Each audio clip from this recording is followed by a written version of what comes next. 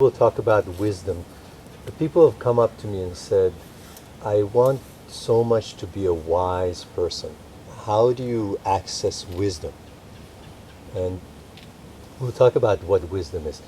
Technically speaking, from the world of meditation, wisdom is a field that you can access in the pause between two breaths or in the gap between two thoughts. So imagine that you're meditating and there's this momentary gap between thought one and thought two.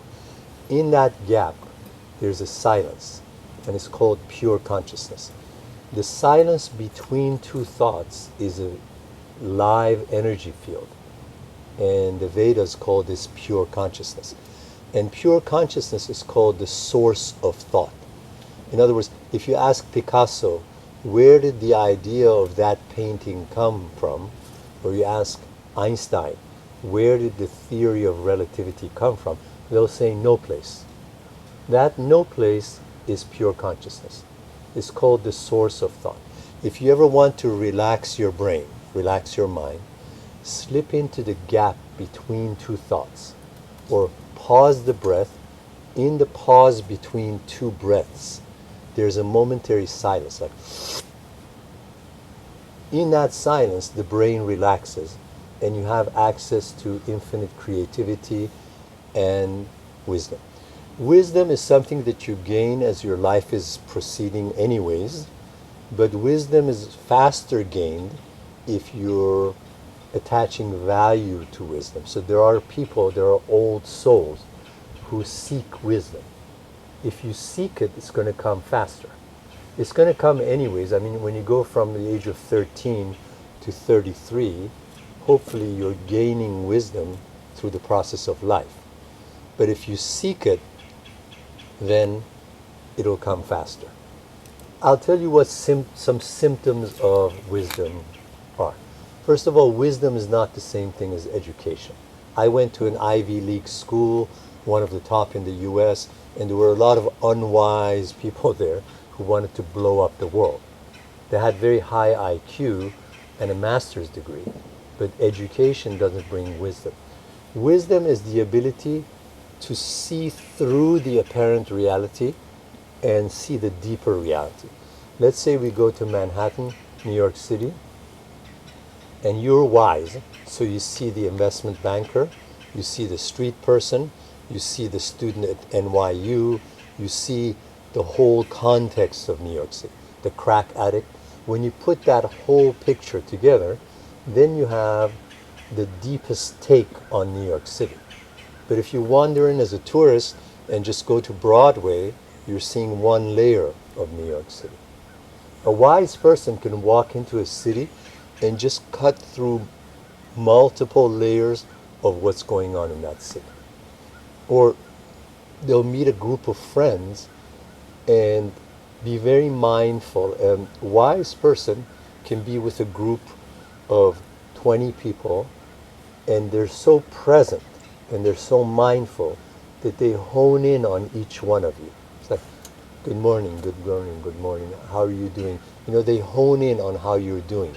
If one of you is sad, they'll know that this person is sad, so they'll take extra care of them. It's called mindfulness. You wander into the breakfast situation and you're mindful of everybody, plus the weather, plus the river, that kind of mindfulness. A wise person does inventory of what's working in their life and what's not working in their life. They do this every 6 months, every 3 months. What is it that's not working in my life? Which belief, which habit has never worked in my life? And then more importantly, they have the wisdom to get down and work on which factors are not working in their lives. In other words, if a belief or a habit is not working, they have the strength to get down and work and resolve what's not working. Wise people study history. You know, they study human politics, human history, the history of wars, the history of peace, and they learn from history. So a wise person doesn't reinvent the wheel. They know what has not worked in the past. For example, A wise person knows that racial prejudice, violence, hatred, and war just creates more violence, more racial prejudice, and more war. So they don't even try it because they look back on history. They say, like World War I was about a few cousins in Europe. They were all first cousins. And they decided to fight each other. By the end of World War I, everyone had lost. All the cousins were weaker, and several million people lost. So a wise person says, what's going to come out of 6 cousins fighting each other? So they don't even take the step. So they study history to see what has worked in the past and what never works. A wise person also knows that life is a passing thing. They know that there are seasons. They know that there are moods, and seasons pass and moods pass. And a lifetime is this long, so the one who wins the game is the one who has the highest number of loving, happy photographs in their picture album. If you think about your limited life, it's a picture album. The one with the largest number of loving photographs, happy photographs, photographs where you're uplifting other people, that person wins the game. Because we're all going to go, physically. A wise person knows that they're going to go. And therefore, they're very aware of how they're making use of this lifetime. A wise person also knows the dangers to certain things, like cocaine, whiskey, lots of political power, the power that lots of money can bring, sexual attraction to the maximum. They know the powers of these things, so they're kind of walking on a tight wire, keeping balance, knowing that there's a lot of powerful things, but some powerful things like crack or cocaine can destroy you. In terms of sheer power, sexuality is very powerful. But if you have 6 mates, then you're running your nervous system down because you don't know which one to pay attention to.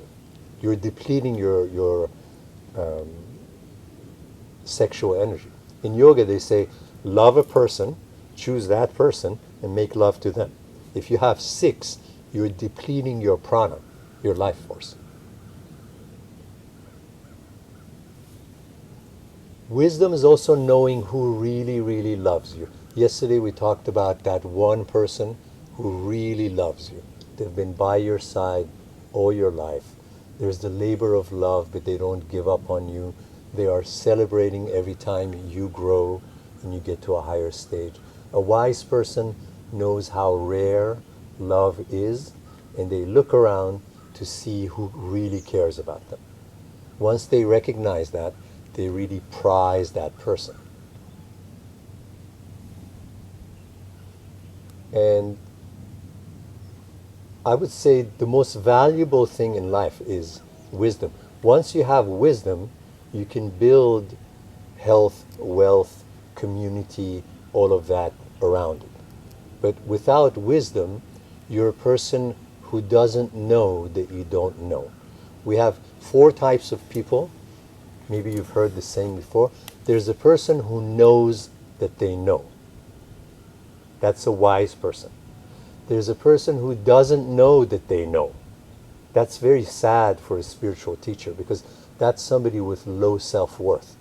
They don't know that they know. So they've got all these gifts, but they don't know it. That's very sad for a teacher because you're trying to wake them up and say, look, you already know all these things. You're the only one who doesn't know that you know. And then there's somebody who knows that they don't know. And that's an incredible student. That's a rare student. Because the one who knows that they don't know will go up to somebody, anybody that they respect, and say, I don't know, will you teach me? And those are very noble people because they say, here's something that I don't know. And then the most dangerous, the unwise person, doesn't know that they don't know. So, they're walking around with a big, huge ego and destroying half the world. and they think that they're doing the right thing. They don't even know that they don't know. That's a very dangerous person. Yes. Okay, that was a talk about wisdom, and we'll have other talks soon.